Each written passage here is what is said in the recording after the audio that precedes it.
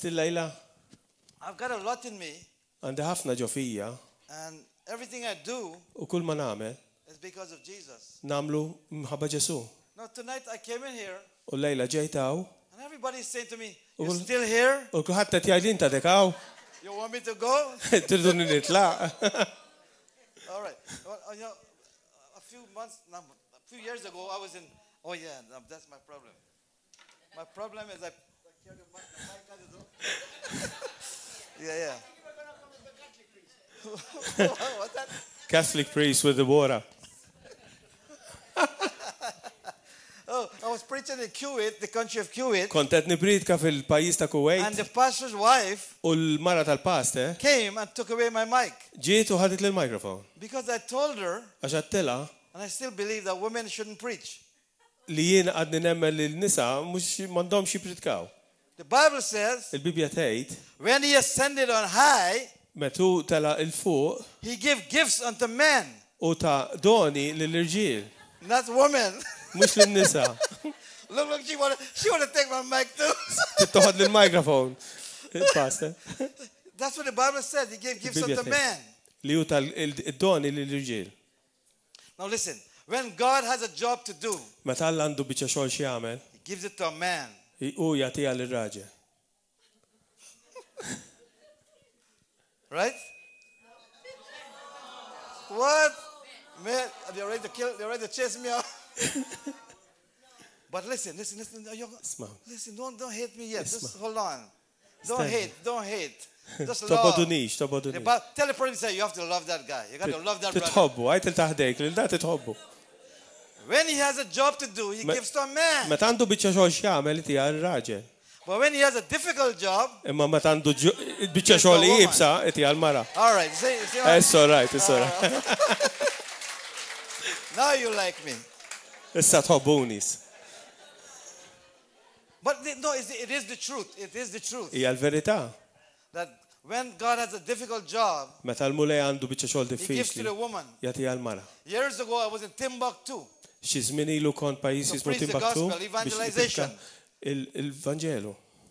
The first person L-ewwel persuna that took the gospel to Timbuktu li ħa il-Vanġelu f'dan il-pajjiż was a woman. kienet mara, She went through the desert maret fid-deżert to preach the gospel. biex tippridka As a matter l-Vanġelu. of fact, looked in the Bible. Mbagħad fil-fatt ħares lejn il-Bibja, All the men were scared. l-irġiel kollha kienu They were beżza, hiding.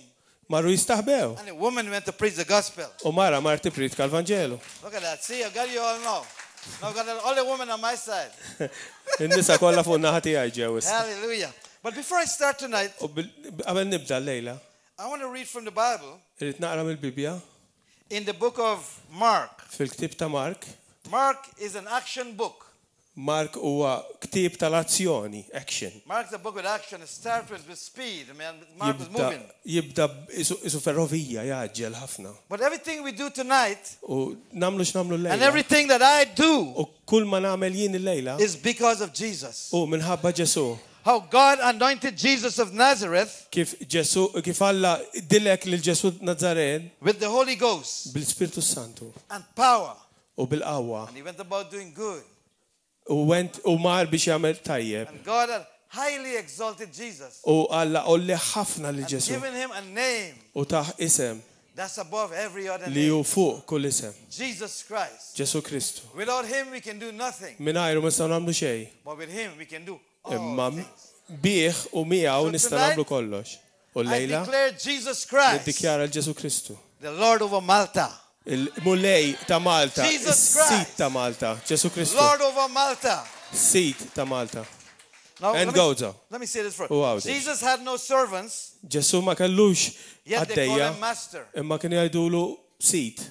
He had no degree, Ma kellux dikri, but they call him teacher. imma kienu jgħidulu għallim. He had no medicine, Ma kellux mediċina, yet they call him healer. imma kienu jgħidulu li fejja. He had no army, Ma kellux armata, yet kings feared him. imma rejiet kienu jibżaw minnu. He won no military battles, Ma rebaħ lebda battalja militari, yet he conquered the world. imma u ħata fid-dinja. He committed no crime, Ma mel lebda crime, no crime. kriminali, He għad was kriminali. not a mafia. Għad ma kien fil-mafja. Yet they crucified him. Imma salbuh. He was buried in the tomb. Huma għamluh fil-qabar. And yet he lives today. Imma illum u jgħix. Hallelujah. Hallelujah. He lives. U jgħix. Christ Jesus lives. Ġesu Kristu jgħix We ħaj. serve a living God. Aħna naqdu Not a dead God. Mhux Alla li miet. A living God. Alla ħaj. He's alive. U ħaj. He's not a religion. Mhuwiex reliġjon. He's Jesus. I was in religion. Jien kont fir-reliġjon. Religion can't help you. Reliġjon ma tistax tgħinek. Now turn with me in the book of Mark. Morru ktib ta' Mark. And the last chapter in the book of Mark. Fl-aħħar kapitlu fil-ktib ta' Mark. And we're gonna start from there. U se nibdew minn hemm. How many of you tonight? Kemm hawn minnkom illejla? You got a desire Għandkom xewqa to be a soul winner. We should all be. biex tkun wieħed li terbaħ l-erwieħ għal mulej. The Bible says, Il-Bibja tgħid. he or she that winneth souls U jew li jerbaħ l-erwieħ is wise. u għaqli. He and she that don't win souls is stupid. No, he didn't say that. But we should win souls. Aħna dak u lantana li nerbħu l-erwieħ. It's all about Jesus. Kull ma nagħmlu u Okay, fuq Mark chapter 16. Marko kapitlu I'm 16 going to read a few verses. sa naqralkom vers. Man, what I have tonight, I can't finish it. Li għandi l-lejla ma nistax intemm llum. But I'm going to go as far as I can. Imma sa ngħid kemm nista' And then we're going to pray an impartation prayer. u mbagħad sa nitolbu talba ta' partazzjoni. That God will impart a spirit of boldness. Li Alla jitfa' fuqna spiritu ta' lubija. Bold. Lubija. We shouldn't be shy. M'għandniex You nistħu. see, everything in the Bible Kollox fil-Bibja is military. huwa tal-affarijiet tal-armata, tal-militari. That's what I like, military. Għalhekk jiena joġobni l-militar. Why did he say put on the armor Għaliex jgħidlek biex tpoġġi l-arma. if we're not going to fight? Jekk min tista' tiġġieled. You think you put on armor for a costume party? Sa tpoġġi l-armar forsi biex tmur parti tal-kostumi. You put on the whole armor of God. U jgħidlek poġġi l-armata kollha talla kuljum. Then he said fight the good fight. U jgħidlek iġġielet il-ġlieda tajba. He said occupy till I come. U jgħidlek okkupa sakemm niġi jien. Occupy is a military term. Biex inti tokkupa dak huwa term militari. Meaning we go and take over. Morru u nagħmlu takeover. This church with this bunch of people here tonight, Dil-Knisja b'daw in-nies li hawn illum we have enough people. għandna nies biżejjed If they get bold, biex jekk hemm lubija you can take Malta. tista' tieħu l-Malta. I'm not kidding. I'm not kidding. Minix niċċajta. Jesus had 12 men. 12. Ġesu kull ma kellu 12. Not women. Mhux nisa. No, Reġa. that's a joke. ċajta. But with 12 men, Imma biħdax il-raġel he took the known world of that time. hu ħad dinja f'idejh ta' dak iż-żmien. Now you have Mark 16 yet? Mart 16 sibtuha? Okay, we're going to read parts of it. Mark 16. Mark 16. 16? 16. Sitaj. 16. Sitaj. Mark Sitaj. Verse 6. How you say 6? 6. Vers 6. So Sita. All right. Verse 6. And he said unto them, Immu għalilhom be not frightened. xej la tinħasdu, Don't be scared. tibżawx. You seek Jesus of Nazareth, Qegħdin tfittxu l-Ġesu ta' Nażaret which was crucified. li kien imsallab. He is risen. Qam mill-mewt He's not here. mhuwiex hawn. Behold the place where they laid him. Araw il-post fejn qeduh. Right? First he tell them, don't be afraid. L-ewwel qalilhom tibżawx, Verse 7. vers 7. Go your way, Imma morru għejdu tell his disciples lid-dixxipli tiegħu and Peter. u lil Pietru. Peter had messed up. Pietru kien għamel żball. I'm feeling pretty bad. Kienet iħossu ħażin He had immens. walked away from the Lord. U telaq minn mal-mulej. He had betrayed the Lord. U tradih lil Ġesu. And Jesus had mercy on him. U Ġesu kellu ħnina fuqu. And if you've messed up, U jekk inti għamilt xi żball, if you've made a mistake, jekk inti għamilt żball, I'm here to tell you jien jagħtaw biex that ngħidlek Jesus is saying, li Ġesu qed go jgħidlek tell my disciples, li murajt id-dixxipli tiegħi and whatever your name is. u x'inhu ismek, So don't feel left out. tħossokx imwarraf. Jesus has not forgotten you. Ġesu ma nsikx So he lilek. said, go tell my disciples and Peter U qal, morru għajdu d-disċipli tiegħi u lil Pietru that he go before you into Galilee, li hu sejjer fil-Galilija qabilkom. and there you shall see him. Taraw hemmhekk. Verse 8. Verse 8. And they went out quickly U ma ħarġu l-barra and fled from the sepulchre. u dbedu bġirja waħda mill-qabar. For they trembled Għax kellhom roda fuqhom and were amazed. u baqgħu mbelħin bil-biża'. Neither said they anything, U ma qalu xejn lil ħadd for they were afraid. għax beżaw. You see, first they were frightened, L-ewwel ħadu qata and here they are afraid. u hawnhekk kienu qed jibżaw. And then verse 11, Verse 11. verse 11, the same Okay. chapter. And they, when they had heard that he was alive, Imma dawn meta semgħuha tgħid li hu kien ħaj and had been seen of her, u li ratu they believed not. ma mnuwiex. So these guys are scared, Daw kienu qed jibżaw and they're unbelieving. u ma kienux qed jemmnu. And then we go to verse 13. U mbagħad vers 13. And he went and told them unto the residue, the rest of them, U ma reġgħu lura u taw l-aħbar lill-oħrajn. and they didn't believe either. Imma anqas lil dawn Bunch of ma jemmnuhom. scared and unbelieving guys. Daw kienu qatta ta' nies beżżija u ma jemmnux. And then Jesus, on verse 14, U mbagħad vers 14. and afterward he appeared unto the 11, Fl-aħħar wara ruħu l-11 and as they sat at meat, stess waqt li kienu fuq he il-mejda upbraided them, or he confronted them u ċanfarhom for their unbelief tal-li kienu nieqsa mill-fidi. and hardness of heart, U hekk rashom jibsa u qalbhom jibsa. because they didn't believe Għax ma mnux with us seen him after he was risen. lil dawk li kienu raħ wara l-qam il-mewt. Now here is a bunch of frightened, scared, Issa qed naraw qatta nies imbeżza unbelieving. ma jemnux, They're not doing nothing. They're mu ma scared. jagħmlu xejn, They're beżza hiding. qed jistaħbew. And Jesus turned to them, U Ġesu qalilhom, and this is what he said in verse 15. u vers 15 hekk qalilhom Ġesu, A bunch of scared, jintkom mbeżżaja, unbelieving. ma temnux, They're hiding. qed tistaħbew. And Jesus turned to them and said, U Ġesu dar fuqhom u qalilhom, this is what he said. Go ye into all the world morru fid-dinja kollha and preach the gospel u pritkaw to every il-Vanġelu creature. lil kull kreatura. Now, would you do that? Intkom kieku hekk Get tagħmlu? a bunch of frightened people. Intkom qatta nies They're imbeżżajn, scared.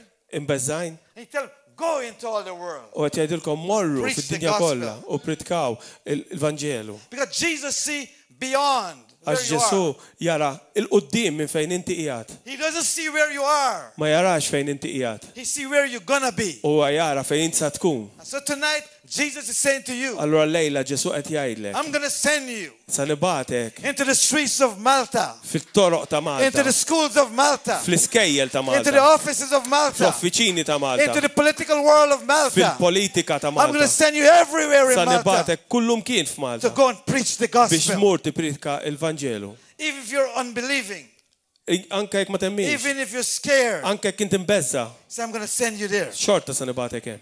So I want to turn to one more scripture. Skrittura oħra, one more.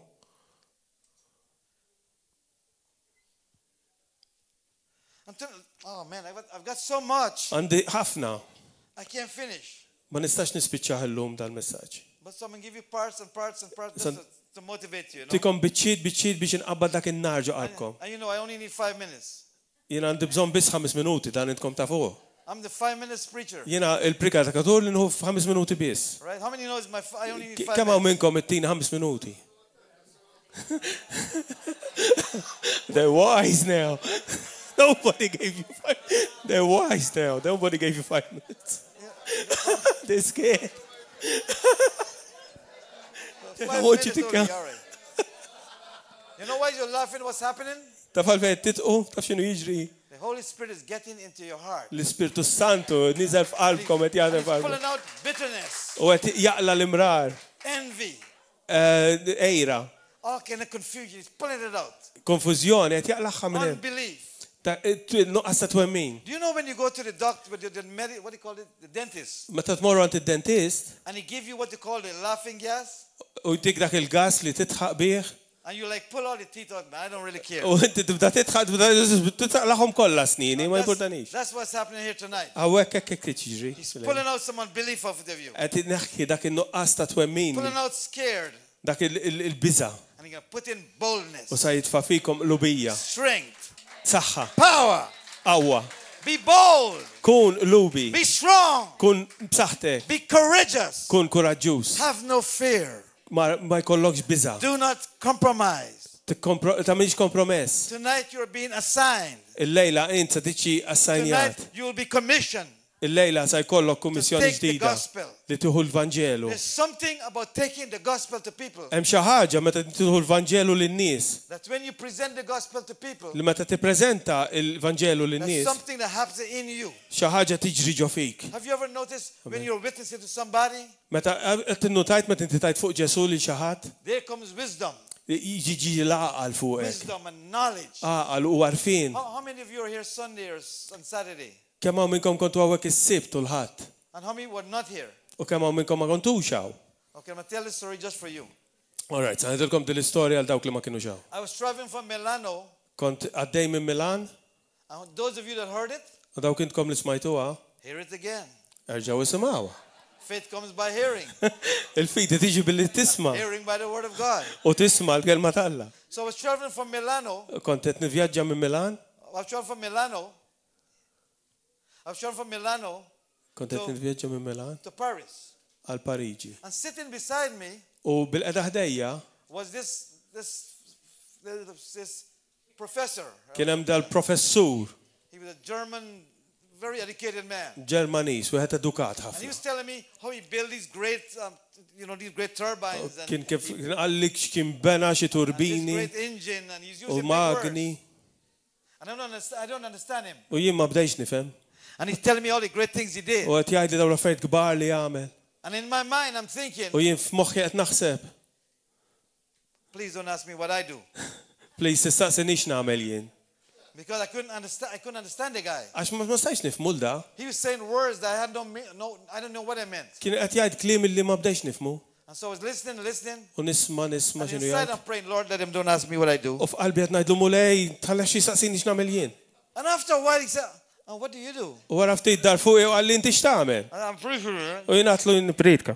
I'm a preacher. Nipredka. What are you? Nipredka. A preacher. I didn't want to tell him what I did.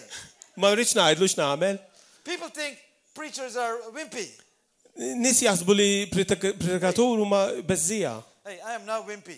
Jiena minix beżżija. I'll get into your face. Jiena ġew wiċċek ngħidlek. I was preaching in Australia one time. Sorry? Australia. Kont l-erba l-Awstralja. And this guy came and punched me. U da ġi wieħed u tani daqqa ta' pon. Well, he tried to punch. U prova jtin daqqa ta' And I pon. move. U jiena And I kick him off the cage. inżilt u tajtu daqqa ta' si. In the name of Jesus. In the name In Jesus' name. F'isem Ġesu Krist. Hey, I'm like Peter, you know. Għaxina bħal Pietru. Talk too much, I chop your hairs off. Titkellimni naqtalek udnek barra. No, I'm not telling you to go do that now. I'm not saying that. Bidix ngħidlek biex mur tagħmel dan. But don't be scared of people. Imma tibżax min-nies. They got the same flesh like you. Huma għandhom l-istess demmu laħam bħalek. They're a human being. Huma umani. Use the mouth that God gave you. Uża dak li l-mulejtak. God gave me my mouth. Il-mulejta neħalqi. I couldn't talk for 8 years. Jien ma stajx nitkellem għal 8 snin. 16 years. I could not talk. 16 sena ma stajx I nitkellem. was dumb. Kont ma stajx mutu. Jesus opened my mouth. U jien għatlu Ġesu iftaħ li ħalqi. Since that day, U minn dakinhar. I never shut up. Qatt ma laqtu ħalqi. I will talk. Nitkellem. How many of you know this? Kemm minnkom tafu għadi? How many of you know this? Tafu għadi taż-żib. Remember? Tiftakru għadi? That's what happened to me. Hekk ġara li jien. Jesus opened my mouth. Ġesu fetaħ li fommi. I've got a mouth. Jien għandi fom. You got a mouth. Inti għandek fom. Use it. Użaħ. Use it. Użaħ. That's what he gives us a mouth for. Don't be afraid. Għalek tak fom. Tibżax. Don't be afraid to make mistakes. Tibżax biex tagħmel żbalji, mistakes. If you make a mistake, big deal. Jekk tagħmel żball, ma ġara xejn. It's all right. It's okay. That's why it's good when you're witnessing, take another person. Għalhekk hu tajjeb li meta inti qed taqsam il-Ġesu jkollok xi ħadd miegħek. So if you say something, Għalhekk inti qed tgħid xi ħaġa and you don't know what else to say, u m'għandek xiktar xi tgħid, the other guy takes over. li ieħor jista' jgħid xi ħaġa. Anyway, back to the plane, Milan. Mmorru lura fl-ajruplan fejn bil-qeda ma dal-bravu. And this guy is telling me all his accomplishments that he did. U qed jgħid li dawn l-affarijiet kollha li hu għamel. The only accomplishment I did was, I don't know what I did. I don't know what I did.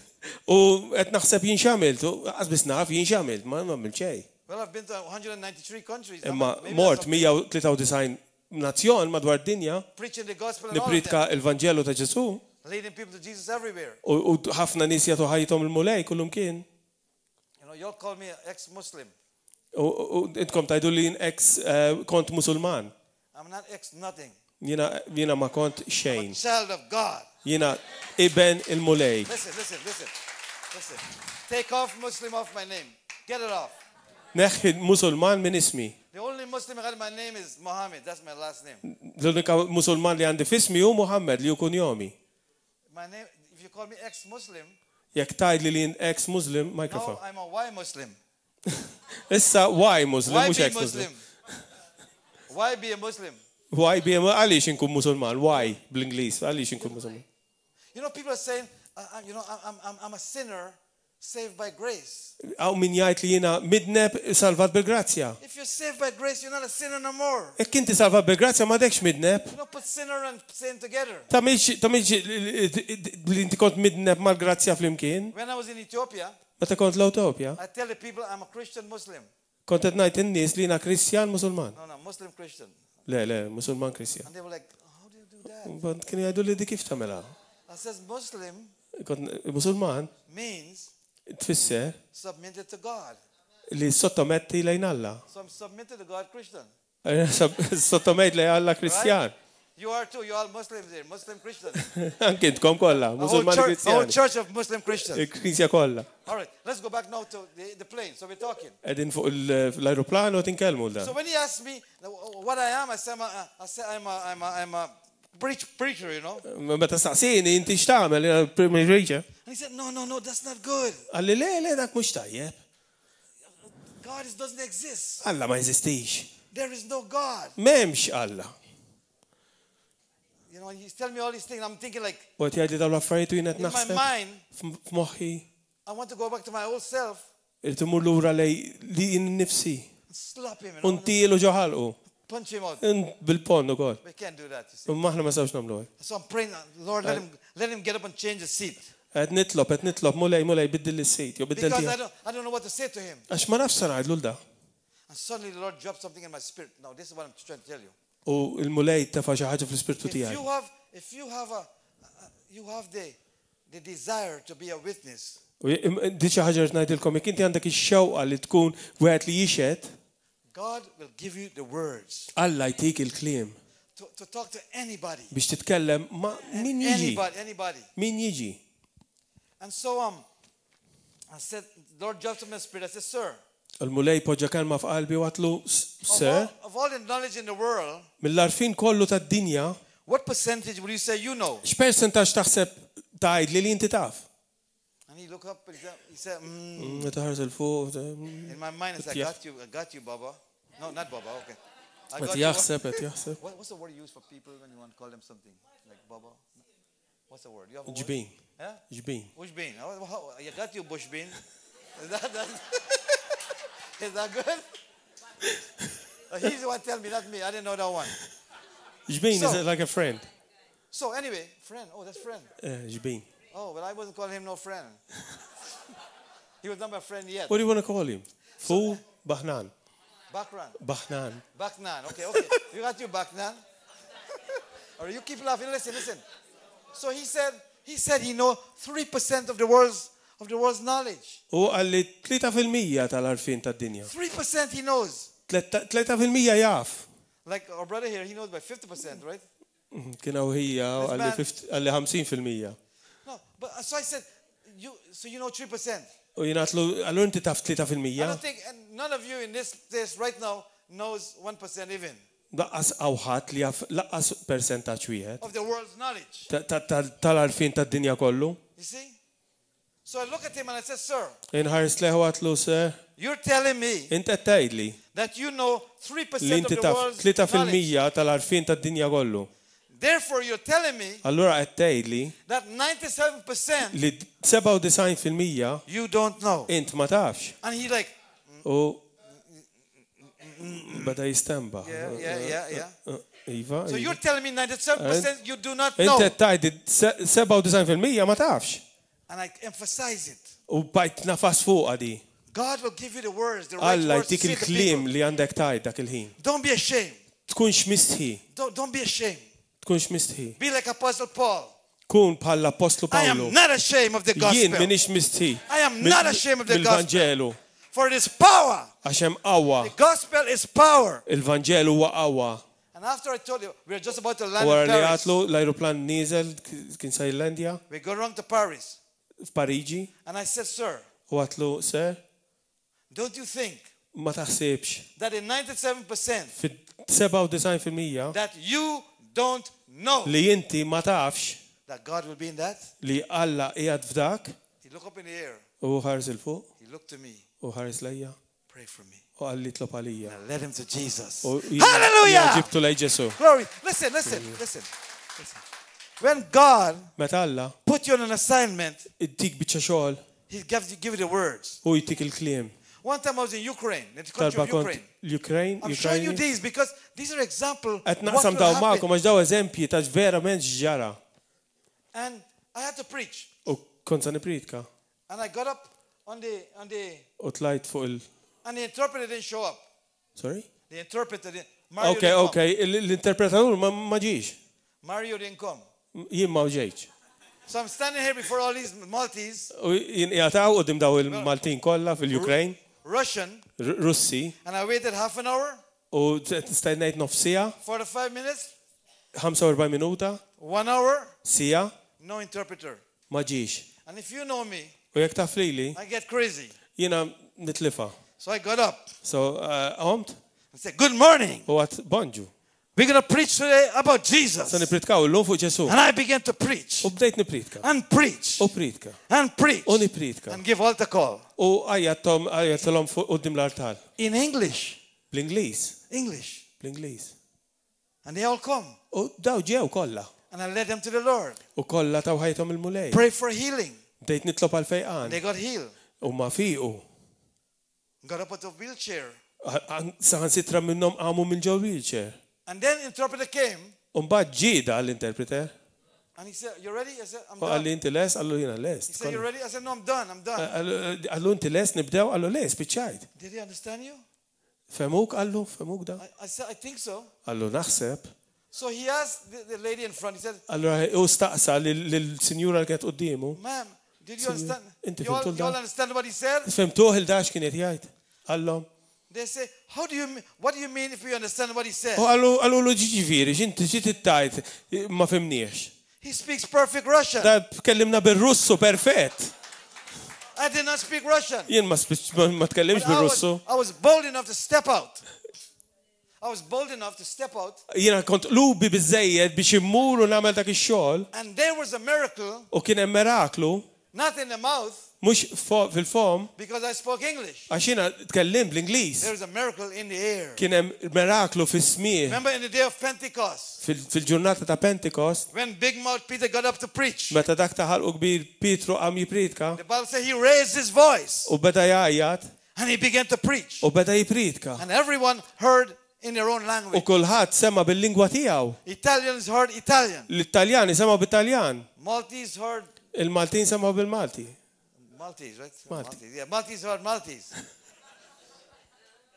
And German heard German. Ġermaniżi sema bil-Ġermaniż. And English heard English. U l-Ingliżi sema I don't bl-Ingliż. think English was then yet. Ma naħsibx li kien hemm Ingliż dak iż-żmien. So it's possible. Possibbli. So I got bolder. U jiena iktar lubija ġiet Next fuqi. day, I went to the train station in Moscow. L-għada mort l-istazzjon tal-ferrovija Moskow I'm getting bold, you u know. jiena lubija kbir issa. Stand at the train station. U qiegħed hemmhekk I fl-istazzjon said, listen, tal-ferrovija. everybody. U għattilhom isimgħuni kulħadd. I've got a message for you. Għandi messaġġ għalikom. And everybody like, is he crazy or U something? kulħadd ħares lejha da No, miġnun. no, it's not working the same way. People are walking by like, Daw għaddejjim minn dejja dajdu da qiegħed sew. and I'm preaching away. U jiena qed nibriedka. I'm not kidding. Suddenly, U f'daqqa l-ħin a guy came ġi wieħed fuqi and he jumped U qabes, And I look, I said, who are you? u għalli int min int? I come to help you. Jiena ġej biex ngħinek. Who sent you? Min bagħtek? Jesus sent me. Ġesu bagħtni. Well, what are you going to do? Sa tagħmel? Preach and interpret. Ħan Man, we interpreta. preach and we U preach. britkajna, u britkajna, u britkajna. About 300 people gather around us Xi 300 ruħ ġew. and they all receive Jesus. U kollha kemm huma rċevew l-Ġesu I'm telling you salvazzjoni. this. Qed ngħidilkom da, I'm telling you this. qed ngħidilkom dan That God will send you to your streets. li Alla qed jibgħatkom fit-triqat tagħkom. Everybody is not cut out for the street. You understand? Kulħadd huwa maqtuħ biex imur fit-toroq. All of you don't have to do that. Anke jekk taħseb li m'għandek xejn fejn tagħmel. God Imma Alla will use each and every one of you juża kull wieħed u waħda minnkom in your way, in your sphere. fl-isfera tiegħek. God knows what you can do. Alla jaf inti xi tista' tagħmel. But the Bible says, Il-Bibja tgħid go into all the world. Alla morru fid-dinja kollha Hold on. Preach the gospel. ippritkaw il-Vanġel. You see, I'm gonna finish now. I'm almost finished. This is my fourth closing. Tal-waqt lest. Listen, relax. I'm gonna finish. Relax, qogħdu relax. I will finish. You can go home and eat your snails. Snails? What do you call snail? Bebbux. Għallek mur dar kull bebbux. What do you call Bebbux. it? Bebush. You go home and eat your bebush after we're done here, you know. You like bebush? Me too. I like bebush too. He gave me Tħobbu l-bebbux bebush one anka jien ħobbu l-bebbux. time. Huh? Me too. I love bebush. Give me Il-pastor some ħobba bebush. mugur. Take me to bebush tonight. Take me, my friend. Ħuduni nikol il-bebbux lej. Where's Kirsten? You're in the train. Kert.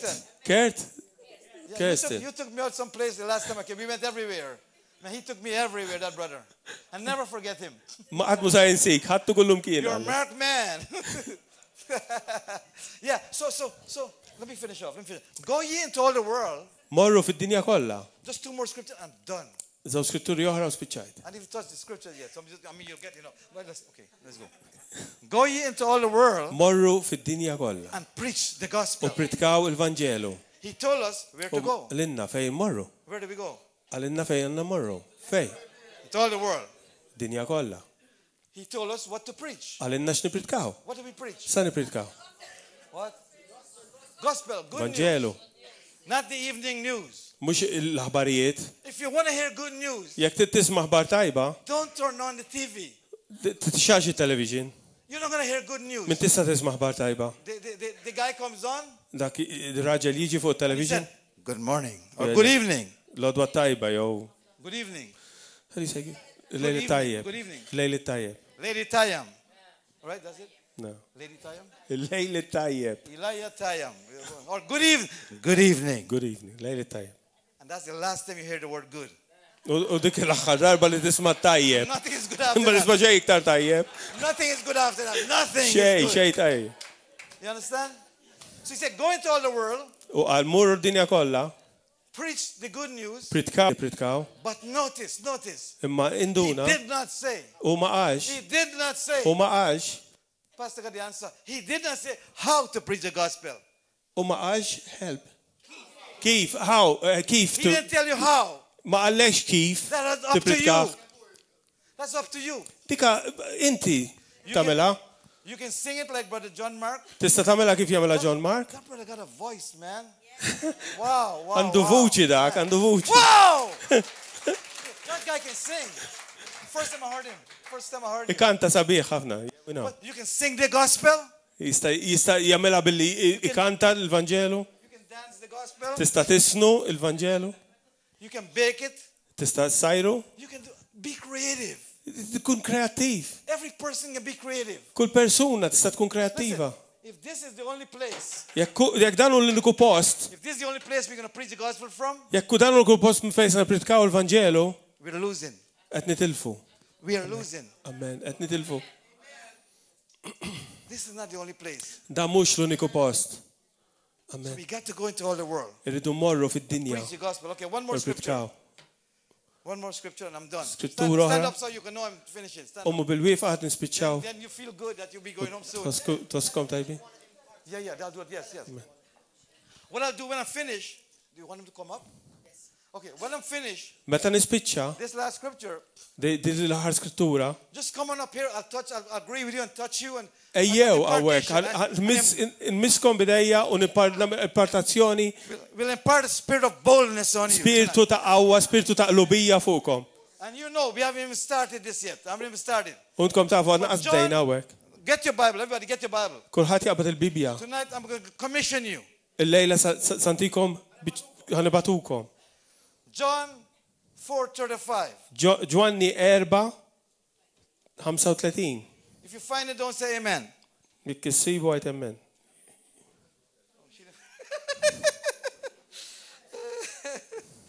Hallelujah.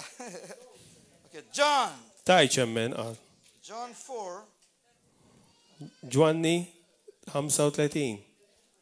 When you got it? All right. When you find it, just wave to me. Let me see that you get it. What is it, John? What? John 4. John 4. Ġwanni 4. John the Apostle. John 4:35. The Matthew, Mark, Luke, John. Okay. Chapter 4, verse 35. Kapitlu 4, vers 35. Now, in this verse, F'dan il-vers, there's a call. Sejħa. There's a vision. Viżjoni. And there's a challenge. U sfida. Now, this call Din is-sejħa is going out to everybody. sejra għal kulħadd That's in the sound of my voice. mal-leħni. Okay. He says, don't say, Intom ma tgħidux there are 4 months and then come the harvest. li baqa' 4 xhur oħra għal ħsad. Listen to this. Behold, I say unto you. Jiena ngħidlek lilek. Not the person beside you. Mhux il dak taħdejk lilek. To you. Lilek. He said, behold, I say unto you. Ara jien qed ngħid lilek. You. Lilek. You. Lilek. You. Lilek. This is the call. Dina sejħa. This is the master talking. Din hija sejħa This is mis-sit. Jesus talking. Ġesu qed You jitkellem. got a Bible and it's in red. Fil-Bibja tara bl-aħmar di. That means the master is talking. Tfisser li s-sit qed jitkellem. Behold, I say to you. Ara qed ngħid lilek. That's the call. Dik as-sejħa. He said, I'm talking to you. Qed nitkellem miegħek. Behold, I say unto you. Lilek qed He ikellem. said, lift up your eyes Erfa' jnejk and look. u ħares. And look. U ħares. That's the vision.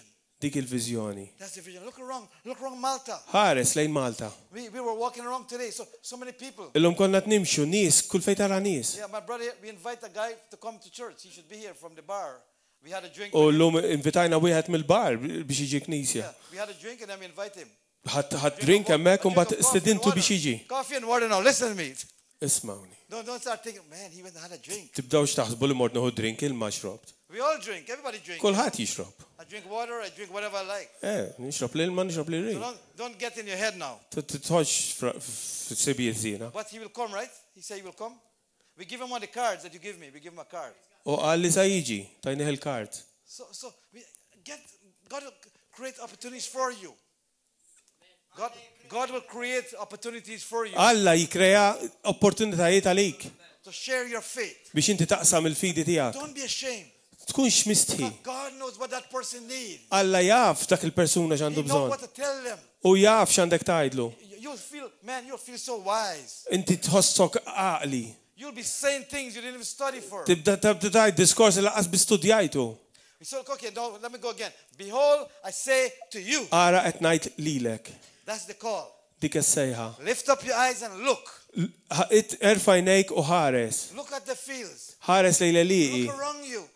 Ħares madwarek. So many people going to hell. Hemm tant nies sejrin l-infern. Does it mean anything to you? Tfisser di xi ħaġa lik. When I first saw that verse, I cried. L-ewwel darba li rajt dak I il-vers jiena kpejt. said, God, Qatt mulej. you saved me. Inti salvajtni. Not just to have everything and have a nice life. Mhux biex ikolli kollox ikolli ħalli sabiħa. Yeah, you give me a nice life, Iva, vera, tajtni ħajja sabiħa. but I've got a duty, I've got a Imma responsibility. għandi responsabilità, għandi dmir. Jesus was not ashamed Ġesu ma kienx mistħi. when he went to the cross Meta mar fuq is-salib and he did like this. Bam! u għamel hekk. And he took nails for me and you. U ħad li dawk l-imsiemer għalija u għalik. He was not ashamed. Ma kienx qed jistħi. Why should I be ashamed? Għaliex għandi nistħi I am jien. not ashamed. Jien minix So mistħi. he said, lift up your eyes and look. U qal erfa' jnejk u ħares. Look at the fields. Ħares lejn That's l-liqi. the vision. Dik il-viżjoni. The call is, Is-sejħa hi, behold, I say to you. ara x'ingħidlek. The vision, look to the harvest. Il-viżjoni ħares lejn ħsad. And the challenge is, L-sfida hi the fields are ready for harvest. il-leliqi huma lesti għal ħsad. There's not a lack of harvest. M'hemmx nuqqas ta' ħsad, It's a lack of laborers. hemm nuqqas ta' ħaddiema. And Jesus said, "You pray, the Lord of harvest will send forth laborers." Ġesu qal itolbu għal il-mulej tal-ħsad jibgħat il-ħaddiema. And tonight, we're commissioning you Il-lejla qed nibatukom to be a worker in the harvest field. biex tkun int ħaddiem fl-għalqa tal-ħsad. You don't need a degree. M'għandek bżonn xi degree, Don't need to go to Bible school. m'għandekx bżonn tmur il-Bible school. I was winning souls before I went to Bible school. Jiena bdejt inxandar il-mulej qabel mort il-Bible school. One more story and I'm finished. Storja oħra u I nispiċċa. always have one more, always. Dejjem ikolli oħra. Just one more and finish. Waħda biss, This u is the nispiċċa. actual truth. Din hija l-verità. How many heard of Smajtu?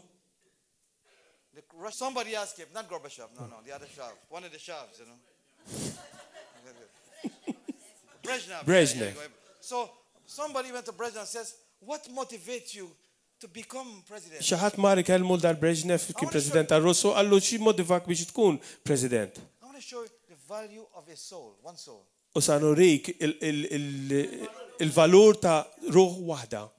Jesus think you were very valuable that he gave his life for you. Ġesu kien jaħseb li inti għandek valur kbir biex taħajtu għalik. Hey, I'm expensive. Jien niswa ħafna. Amen. Can't touch this. I'm expensive. Jiena niswa You ħafna. are too. You are too very Inti expensive. tiswa ħafna. And I ask him, what motivates you? U tastaqsih xi motivak? Who influenced you Min millek l-influenza fuqek to be this? biex tkun He said, President? I was influenced by a man from Poland, a union worker named Lech Walek or something. U jiena kont influenzat Yes, minn union leader, mexej tal-union tal-Pollakki. I think Solidarność. He said, that man influenced me. Dak il-raġel l-influenzjani. And then that man was interviewed and asked him, who influenced you to do what you do? Umbat marru jistaqsul da, il-mexxej, għallu min influenzak biex tagħmel li He tagħmel. said, I was influenced by an American civil rights leader named Martin Luther King. U da għallu jiena kont influenzat minn dan il-leader fl-Amerika Martin Luther King. And then asked Martin Luther King, who influenced you? U staqsew l-Martin Luther King, min influenza lilek? You know, I just showing the person of just one person. Sanurik da fuq persuna waħda. That's one life you might touch. Dik il-ħajja waħda li inti tista' tmiss. Might become president of Malta. Jista' jkun li dan isir President ta' Malta. You never know. Ma tafx. And then they asked Martin Luther, who influenced U you? staqsew l-Martin Luther King, min influenza lilek? U qal, I was influenced by a woman. jiena kont influenzat minn mara. Her name was Rosa Parks. Kien jisimha Rosa And Parks. she refused to sit in the back of a bus. U wi irrifjutat li toqgħod bil-qiegħda wara fuq tal-linja. Yes. Iva. Yes. I said yes to him. Yes, Lord. and could it be? No, this is a thought I had. U da ħassib li kelli. Could it be? Jista' jkun Because one woman, għax din il-mara waħda, woman, mara, because of one woman, minħabba din il-mara, communism fall? sorry? Il-komunizmu waqa, Just a thought. daħsib, Could it be? jista' jkun Because of her persistence minħabba and her determination, il-determinazzjoni li jkella. the influence went all the way down L-influenza baqa tad-dejja and communism fall.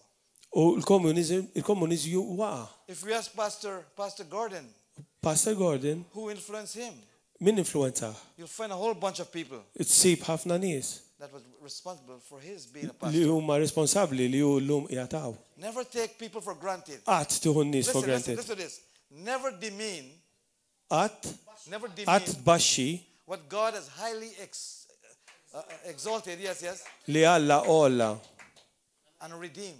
u ħafer Don't do that. tagħmilix di. Every person, Kull the persuna, worst one, anka was l-arwieħed made in the image of God.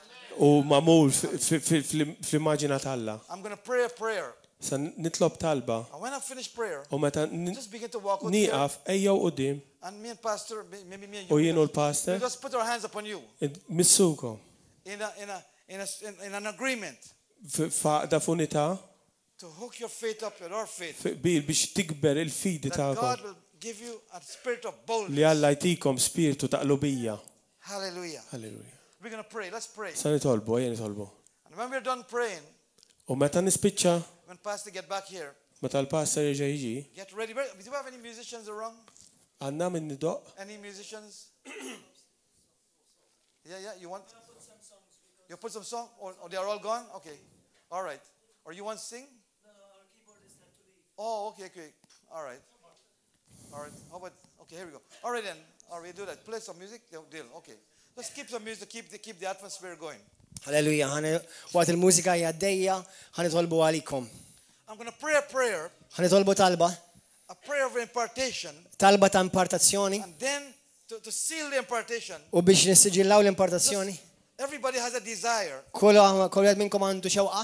To stand up for Jesus. Biex intom tqumu għal Ġesu Kristu. And be bold. U tkunu qalbina. Just walk out, we'll touch you. Waqt li inta dejja ħanitolbu fuqkom. And you keep moving so we can touch U everybody. komplu imxu.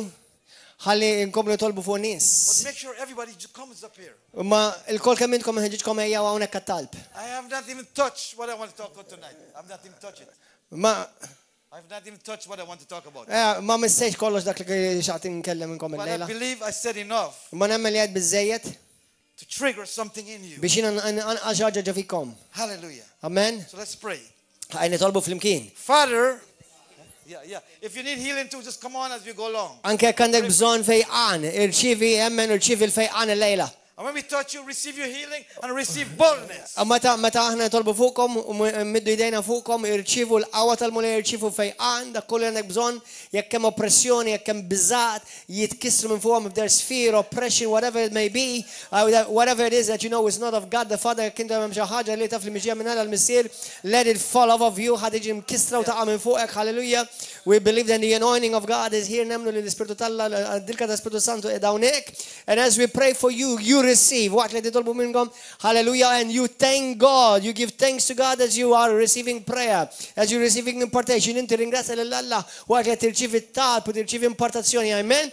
Hallelujah. So that you will walk out of this place free from sickness, free from disease, free from fear, free from oppression, and set on fire with the Holy Spirit in the mighty name of Jesus Christ. Amen. Hallelujah. Gloria al Mulej. Come on, let's pray. Father, Mr. Adis, in the name fl-isem that's above every other name, li huwa fuq kull isem ieħor, Jesus Christ, Ġesu the Kristu, Son of the living God. li ben tal-ħaj. Tonight, Father God, Il-lejla Mr. Adis, on behalf of my brothers and sisters, fissem l-aħwa hawnhekk aħ Mulej, Father, I ask you tonight li tolbok biss il-lejla to release an anointing, biex inti tirrilisja din id-dilka tal-Ispiritu Santu. anointing of boldness, Ta' anointing ta' lubija that there will be boldness, biex ikun hawn poplu qlu they'll be qalbini, strong, ikunu b'saħħithom, they'll be courageous, ikunu kuraġġużi. they will not compromise, Ma jkollhom ebda kompromess. but they will walk with a fresh boldness, Imma jgħixu f'bola and a lubija new friska. anointing, Father God, Taħt dilka tal-Ispiritu Santu ġdida. that it will show U li tidher from the time they step out of this place. mill-moment li joħorġu minn dan That il-post. anointing will be seen upon them. Ħalleluja biex dik id-dilka tal-Ispiritu Santu tiġi The murija Bible minn qudiemhom. says, Bil-Bibja tajt when they saw li meta raw the boldness il-qallu bija of fuqhom Peter and John, ta' Pietru Ġwanni. and tonight, Father God, U lejla Mr. the Adis. people see the anointing, Il-lejla jirċivu l-dilka on tal-Ispiritu these your Santu. people, Father Fuq God, dawn in-nies tiegħek Mulej. because tonight Għax il-lejla Mulej. we are praying for this nation Aħna nitolbu dan of in-nazzjon. Malta, Father Għal God, Malta and we Missir. are raising up workers, U Father God. Mulej nqajmu ħaddiema Mulej. You said, pray ye the Lord of harvest. Inti għattina biex nitolbu biex nitolbu we l-għala ask you, Lord of harvest, U għed nitolbu kawalla taħsad. to send forth laborers, Biex inti tibbat il-ħaddima tijak. bold laborers, Mimlija bil-lubija strong Mulej. laborers, B'saħħithom Mulej. that will open their mouth boldly, Ħalli jemxu Mulej fiq lubija. that many will be astounded by their Ħalli wisdom, ħafna jek Mulej jkunu ċessati b'dak li għawal jaraw fuqhom. because our wisdom comes from you. U anka jkollhom l-erf li jiġej minnek. We release it now, Nirrilisjaw issa right stess. now in Jesus' name, Gna issa stess fisem Ġesu Kristu. from the top of the head Mill-ponta da rasom. to the soles of the feet. Sal-ponta sa saqajhom. Let that anointing flow even Ħalli now, l-ispirtu tijak jgħawnek Mulej f'dan il-post. Father, tonight, Il-lejla missir. as they come out here, Waqt li jiġu lejla. we'll hook our faith with their faith Aħna naqblu l-filmja tagħna and ask magħhom. you to cause an explosion. U Mulej biex inti nitolbuk biex An inti tikkawża explosion in the esplużjoni spirit. Mulej. Wow, like bold boldness for the God. In the name of Jesus. Fissem Ġesu Kristu. In the name of Jesus. Fissem Ġesu Kristu. Everybody says this. Kulħadd jgħid dan. I'm bold. Jiena qalbini. I'm strong. Jiena b'saħħti. I'm courageous. Jiena koraġġuż. I will not fail. Jiena mhux ħana I infalli. will not compromise. Jien m'iniex ħanamel kompromess. Because Jesus said Għax Ġesu Kristu jgħid He will never leave me. li għad ma He will ħajabbandunani. always be with me. Għad ma ħajtlaqni jkun And dejjem because miegħi. He is with me, Għax huwa miegħi I mulej. can step out boldly. Jiena noħroġ minn In the name of bil-qlubija. Jesus. Fissem Ġesu. Tonight, Illejla, Father God, Misi Qadis, I accept jiena naċċetta your commission. u nirċievi I l-kommissjoni will be a tiegħek. bold witness for Jiena you. nkun xhieda qalbini. I will be a bold witness for you. Jiena nkun xhieda qalbini għalik mulej. You said in your word, Inti għajt fil-kelma tiegħek. He that winneth souls Ki dak li jirbaħ l-erbieħ. is wise. Huwa għaref. Father, we pray for all these wise people U tonight. aħna lejla nitolbu għal dawn And we l-aħħar bless them l-erbieħ tonight. mulej. Dawn nies għarrif. We bless their bodies. Imberkulhom anka ġisimhom. We bless their families. Imberkulhom il-familji We tagħhom. bless their business. Imbirku mulej il-businesses We tagħhom. bless their household. Imbirku mulej id-djar tagħhom. Their children, Father God. Lilu lidem mulej Qadis. Every child tonight, Kulli ben il-lejla. we claim for the gospel. Niklejm jaħħa l-Vanġelu. Satan, Xitan! I speak to you now. Nikmandak issa In stess. the name of Jesus. Fissem Ġesu. Take your hands off of God's people. Neħ idejk minn fuq il-poplu They don't tagħna. belong to you. Dawn ma mhux tiegħek. They belong to Jesus. Dawn jappartjenu lil Ġesu We give you Kristu. praise, Lord. Natuk fifħir Lift your mulej. hands up and Pawli praise Him. dejkom aħwa. We give you Ħalej. praise. Faħru l-mulej. We give you glory. Natuk glorja. And we natuk give you tifħir. honor. Hallelujah. Come up now. Okay. Tell them. Come one line at a time. Ushers help. Greeters help quickly. Hallelujah. YouTube. God bless you. Bye bye. See you at the church next service. Hallelujah. Hallelujah.